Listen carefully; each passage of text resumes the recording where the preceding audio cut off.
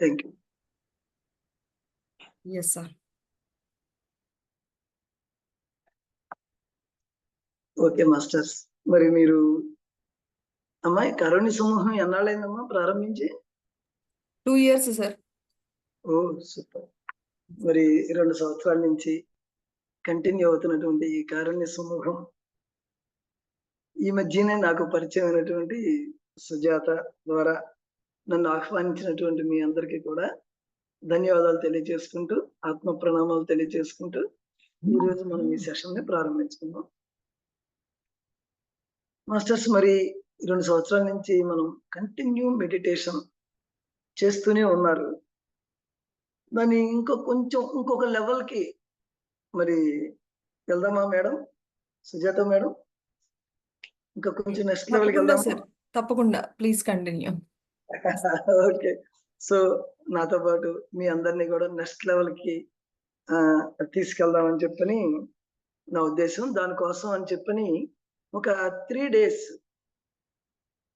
Days మనం ఈ ఓంకారం గురించి మనం చెప్పుకుందాము.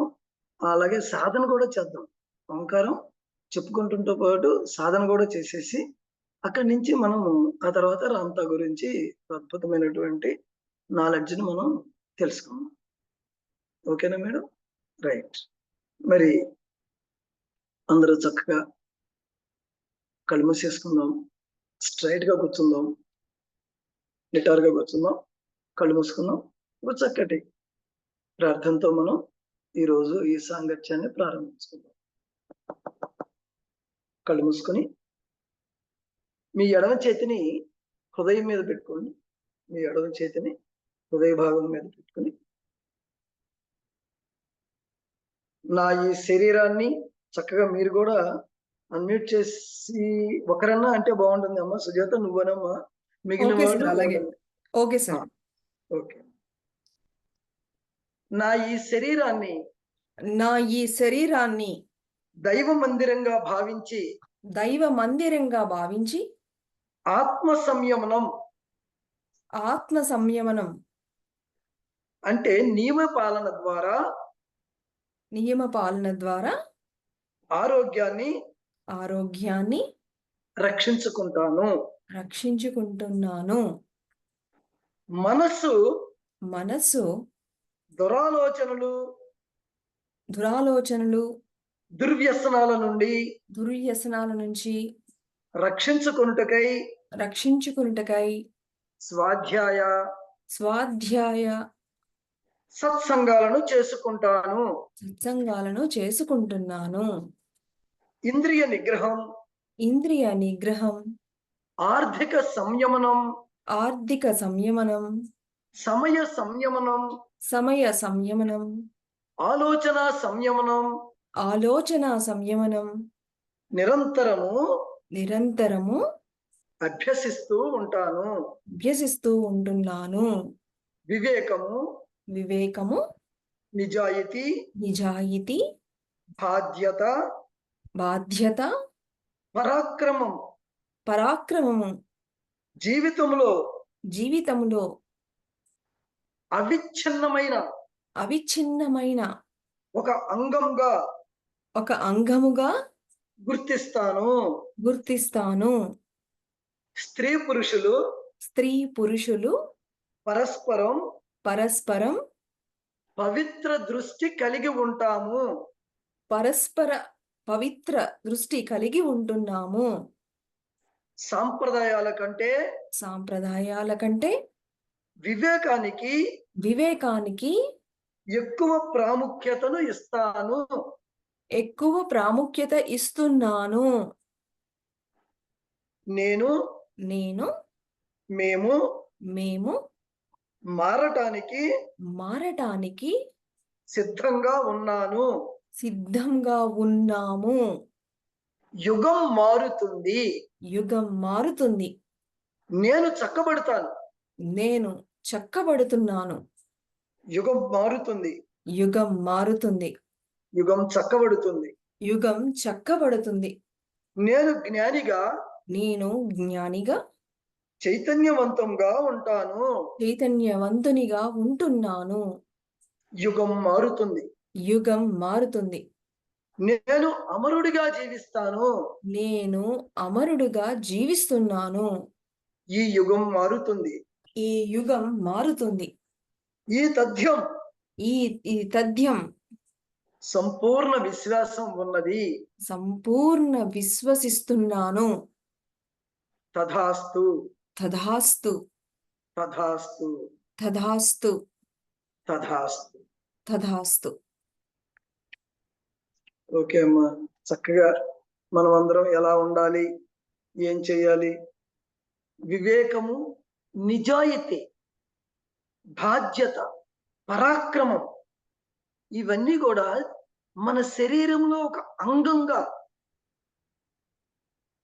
కన్ను, ముక్కు, చెవి, కాలు, నోరు ఎలా అయితే ఇవన్నీ మన శరీర భాగాలో, అలాగే నిజాయితీ అనేది నా శరీరంలో ఒక భాగం, బాధ్యత అనేది నా శరీరంలో ఒక భాగం, పరాక్రమం నాలో ఒక భాగం, వివేకము నాలో ఒక భాగం అని చెప్పి మనం ఇప్పుడు చక్కటి ఒక ప్రార్థన చేసుకున్నాం. మన పట్ల మనం ప్రార్థన చేసుకున్నాం.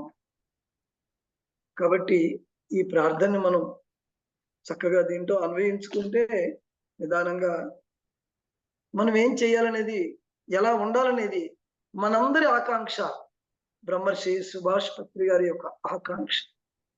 మనమందరం మారాలి, యుగం మారాలి.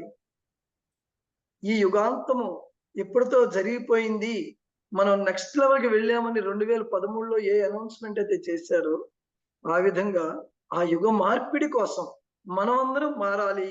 నేను మారటానికి సిద్ధంగా ఉన్నాను అనేదే మనం చేసినటువంటి ఇప్పుడు ఈ ప్రార్థన. ఓకేనా మాస్టర్స్? సో మనం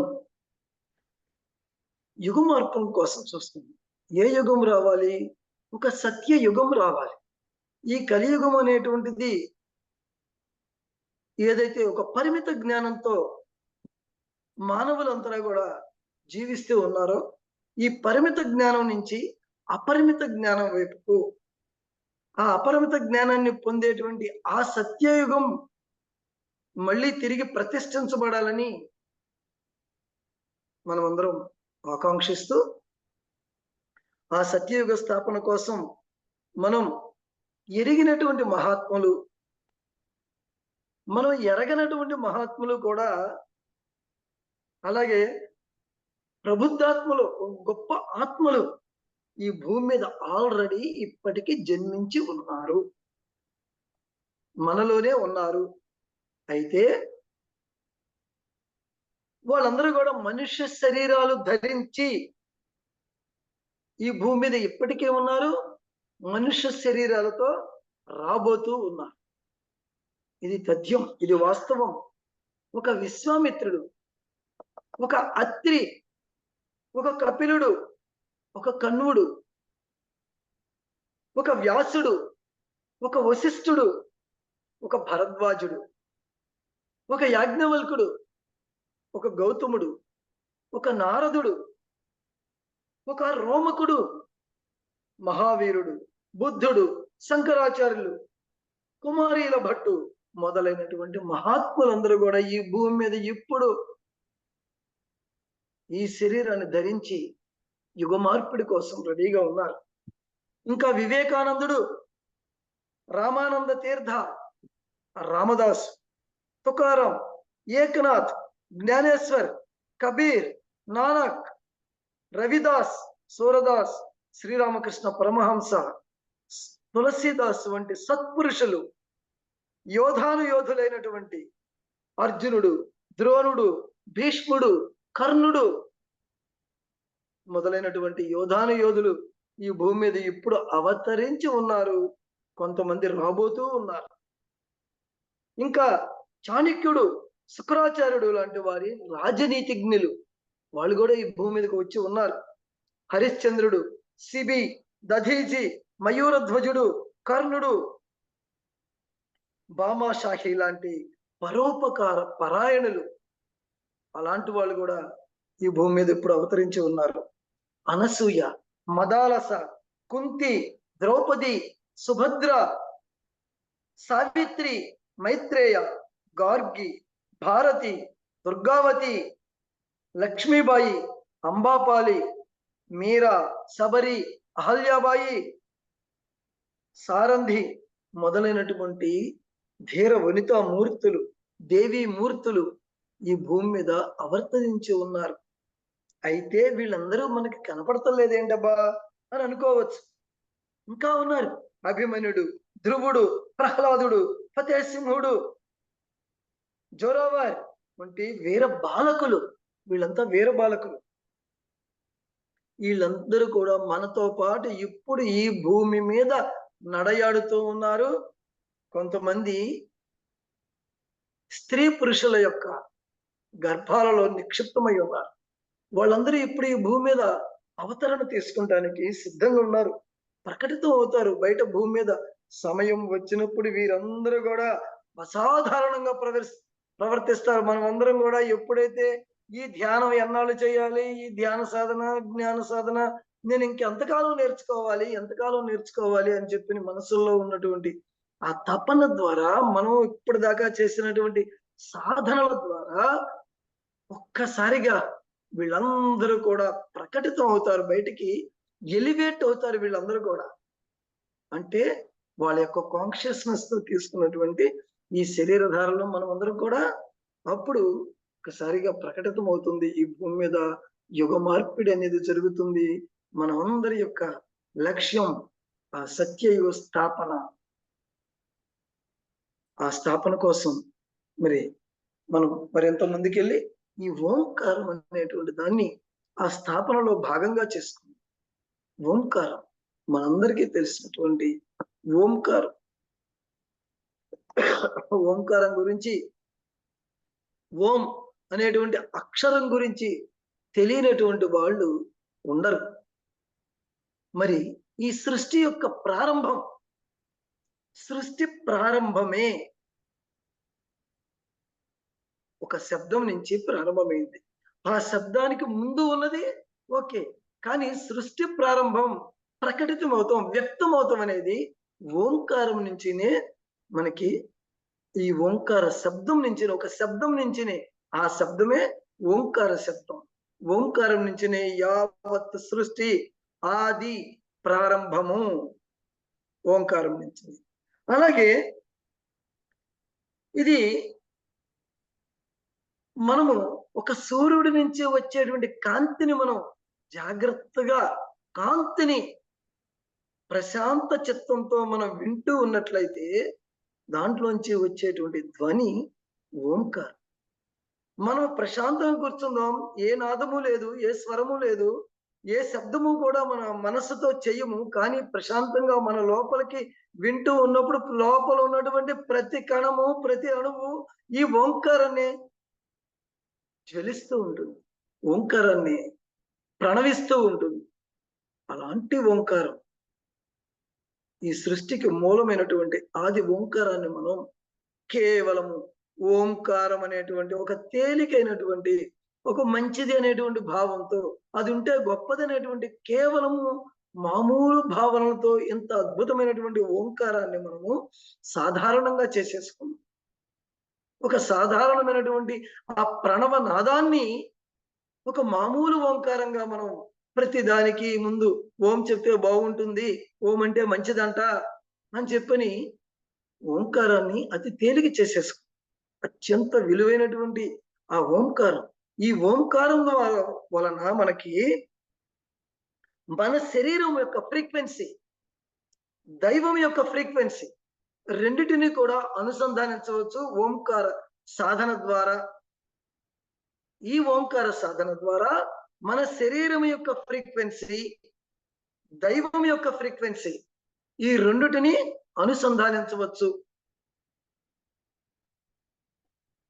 అట్లాగే మూలాధారం నుంచి తురీయం వరకు, అంటే సహస్రారం వరకు వ్యాపించి చేసినటువంటి ఈ మానవుడిని మహనీయుడిగా చేసేటువంటిది ఓంకార సాధన.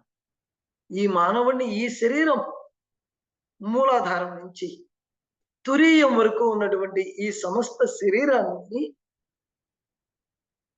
శరీరాన్ని ఈ సమస్త శరీరము వ్యాపింప చేసినటువంటి ఈ మానవుడి యొక్క శరీరాన్ని ఒక మహనీయుడిగా చేసేటువంటిది ఈ ఓంకార సాధన అనేటువంటిది. ఈ ఓంకార సాధన వల్ల జరిగిపోయినవి, జరగపోయేవి, జరుగుతున్నవి, ఈ మూడింటి గురించి కూడా ప్రత్యక్షానుభూతి కలుగుతుందని చెప్పని మనకి మాండవ్య ఉపనిషత్తు మనకి చెప్తూ ఉంది.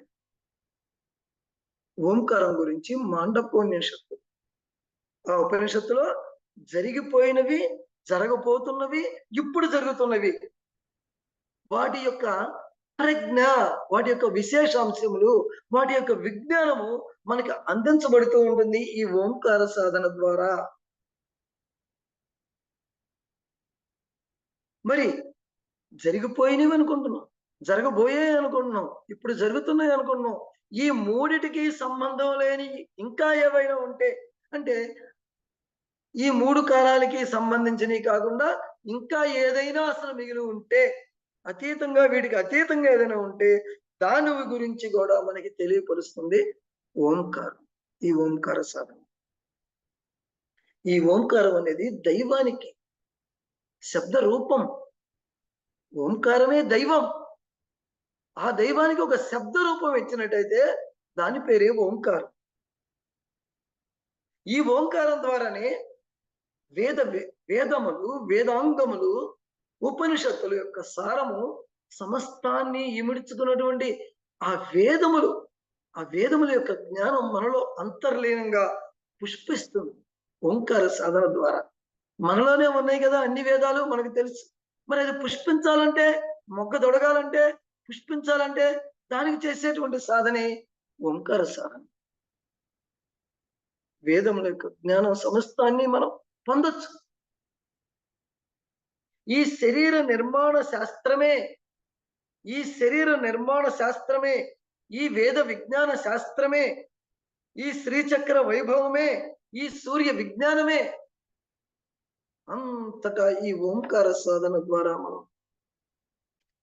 మనం పొందవచ్చు.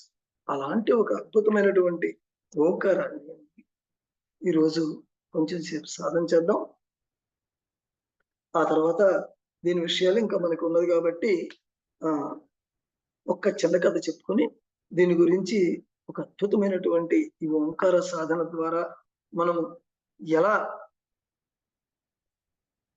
అలాగే ఈ ఓంకారం ఉచ్చరించేప్పుడు వచ్చేటువంటి ఆ శ్వాస, మనం ప్రతిరోజు చేసేటువంటి మన గురువు గారైనటువంటి బ్రహ్మర్షి సుభాష్ పత్రి గారు ఇచ్చినటువంటి శ్వాస విజ్ఞానం ద్వారా ఏమి సాధించవచ్చు మనం, ఎంతటి విలువైనటువంటిది, ఎంతటి మహత్తరమైనటువంటిది ఈ శ్వాస విజ్ఞానం, ఎంతటి మహత్తరమైనది, ఎంతటి అపూర్వమైనటువంటి విజ్ఞానం.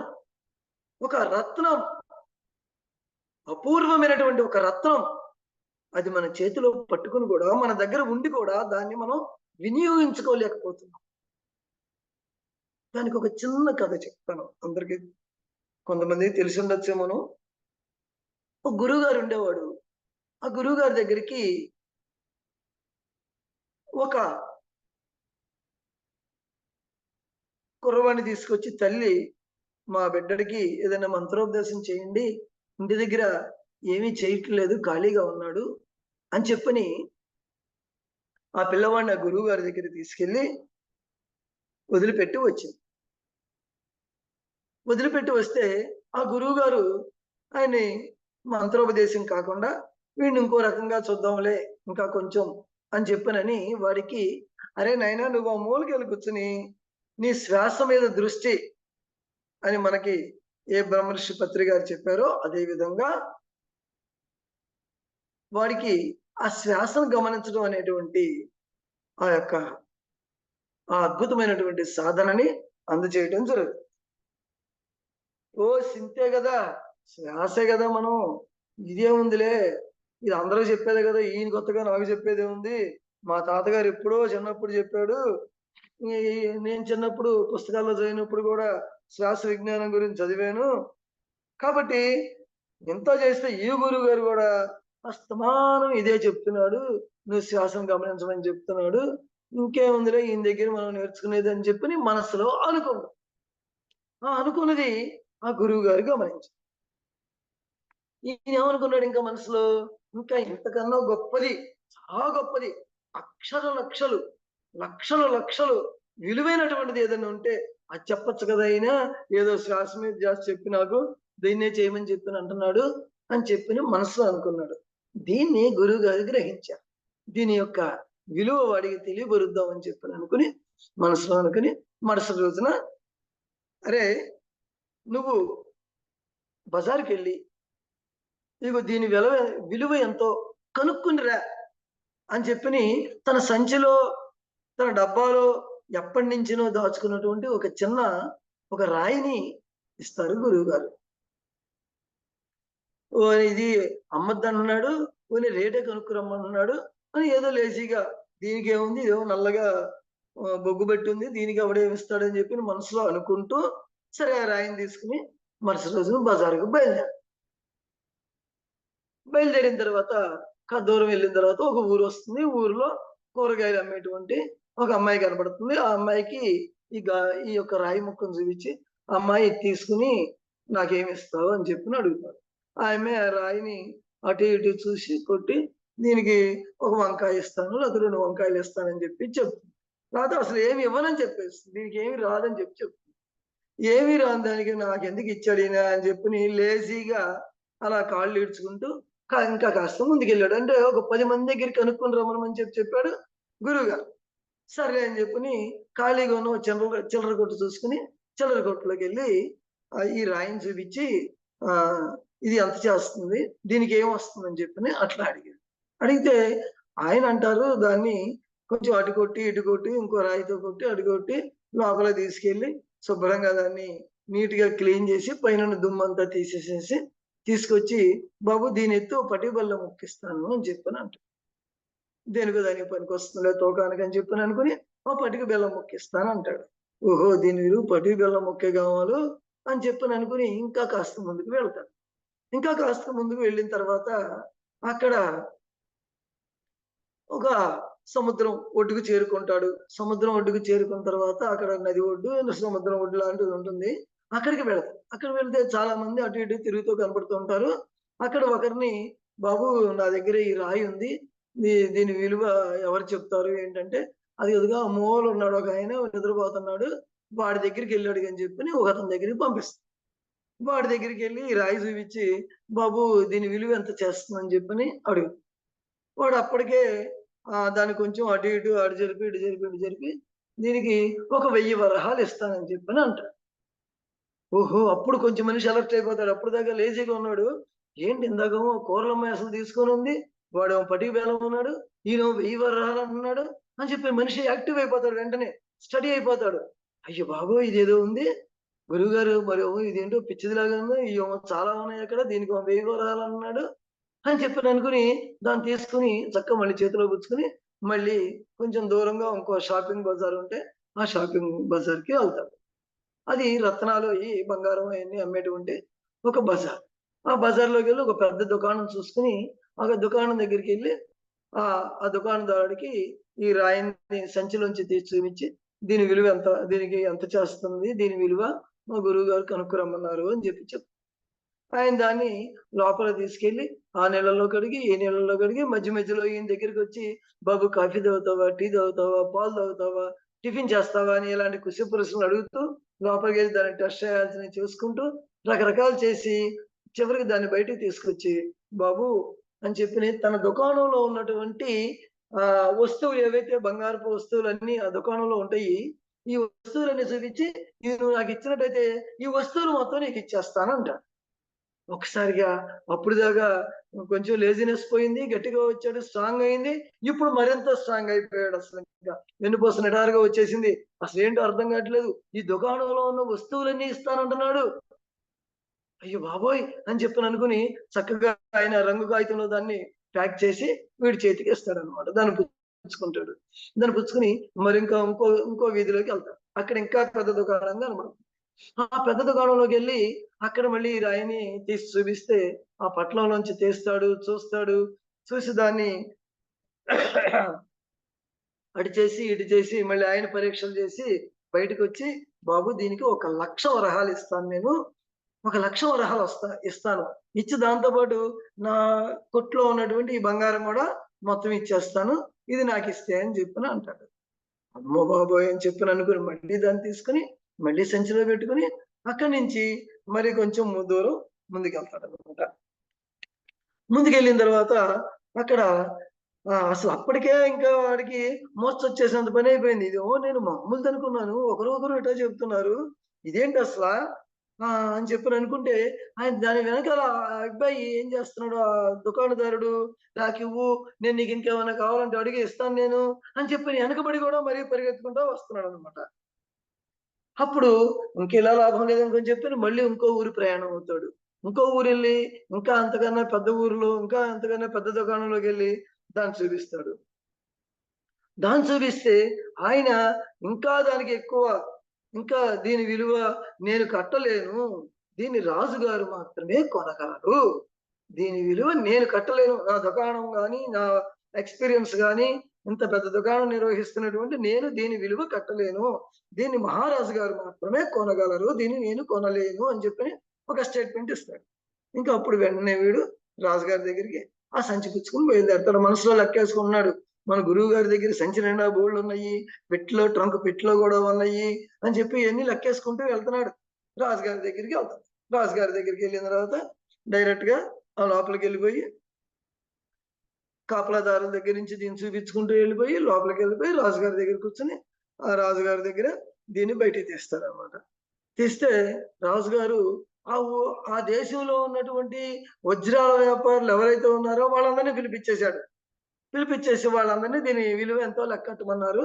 వాళ్ళ గురువు గారు తీసుకొచ్చారో పంపించారంట అని చెప్పానంటే మొత్తం అంతా కూడా వాళ్ళు బేరీ చేసుకుని చివరికి వాళ్ళందరూ కలిసి ఒక యూనిటీగా బయటకు వచ్చి లోపల నుంచి తనుకుని బయటకు వచ్చి, రాజా దీనికి ఈ రాజ్యం యావత్తు ఇచ్చినా సరే అది తక్కువే అవుతుంది, మన రాజ్యం యావత్తు ఇచ్చేసినా సరే తక్కువ అవుతుంది, దీని విలువ మన చక్రవర్తి గారు కూడా చెల్లించలేరు, అంత విలువైనటువంటిది, అంత అమూల్యమైనటువంటి రత్నం ఇది అని చెప్పని చెప్తారనమాట. చెప్తే వీడికి మతి పోయింది అంటే అట్లాగే మనకి మన ఋషి పుంగవులు మనకిచ్చినటువంటి ఒక అమూల్యమైనటువంటి అత్యంత విలువైనటువంటిది ఈ యొక్క శ్వాస సాధన, శ్వాస మహావిజ్ఞానం. ఆ శ్వాస సాధన ద్వారా విలువ కట్టలేనటువంటిది. ఇప్పుడు మనం మామూలుగా ఏముందిలే శ్వాస మీద ధ్యాస మనం చేస్తున్నాం అనేటువంటి ఈ శ్వాసని దీన్ని పట్టుకున్నట్లయితే దాని యొక్క విలువ వెలకట్టలేనటువంటిది అనేటువంటి విషయాన్ని మనం అర్థం చేసుకుని మనం శ్వాసని అలా చెయ్యాలి. ఆ యొక్క ఓంకారం ద్వారా మనం ఆ శ్వాస యొక్క జ్ఞానాన్ని కూడా మనం పట్టుకుంటాము. అందువల్ల ఉపయోగపడేది ఓంకారం. ఈ ఓంకారాన్ని మనందరికీ తెలుసు, అకార ఉకార మకారం, ఈ మూడిటి యొక్క కలయిక. అకారము నాభిస్థానం వరకు కింద ఉన్నటువంటి 3 చక్రాలతో అనుసంధానమై ఉంటుంది. ఉకారం నాభిస్థానం నుంచి కంఠస్థానం వరకు ఉన్నటువంటి మధ్య భాగం దానికి అనుసంధానమై ఉంటుంది ఉకారం. మకారము కంఠస్థానం నుంచి సహస్రారం మధ్యలో ఉన్నటువంటి ఆ యొక్క ఆజ్ఞా చక్రము సహస్రారానికి అనుసంధానించబడి ఉంటుంది. కాబట్టి మన శరీరంలో మనం ఇందాక ప్రార్థనలో మొట్టమొదటి చెప్పుకున్నాం, నేను ఆరోగ్యవంతమైనటువంటి జీవితాన్ని నేను జీవిస్తాను, ఈ శరీరాన్ని దైవ మందిరంగా భావించి ఆత్మ నియమ పాలన గావించి ఆరోగ్యాన్ని రక్షించుకుంటాను. ప్రతి మానవుడికి ప్రతి జీవికి కావలసినటువంటిది ఆరోగ్యం. అలాంటి ఆరోగ్యాన్ని నేను సంపాదించుకుంటాను, రక్షించుకుంటాను అని చెప్పి మనం మొట్టమొదటి ఎప్పుడైతే ప్రార్థన చేసుకున్నామో అలాగే ఆ ఆరోగ్యాన్ని రక్షించుకుంటూ ఈ ఓంకారం అనేటువంటి ఆ ఊ మాల యొక్క కలయిక ద్వారా మనము సంపూర్ణ ఆరోగ్యవంతంగా ఈ శరీరాన్ని శాశ్వతంగా నిలిపి ఉంచేలాగా, ఆరోగ్యవంతంగా ఉంచేలాగా ఈ యొక్క ఓంకారం అనేటువంటి దాన్ని మనం చేసినట్టయితే దీనివల్ల వచ్చేటువంటి ఫలితాలు ఎన్నో చెప్పడంలో కాదు, ఒక్కొక్కటి మనం తెలుసుకుంటూ వెళదాం, కొన్ని తెలుసుకుంటూ వెళదాం. కాబట్టి అకార ఉకార మకారాలతో కూడినటువంటి ఈ మూడిటి యొక్క ఉచ్చారణ మనం శరీరంలో కింద భాగం మూలాధారము, స్వాధిష్టానము, మణిపూరకము, ఈ 3 చక్రాలు అంటే నాభిస్థానం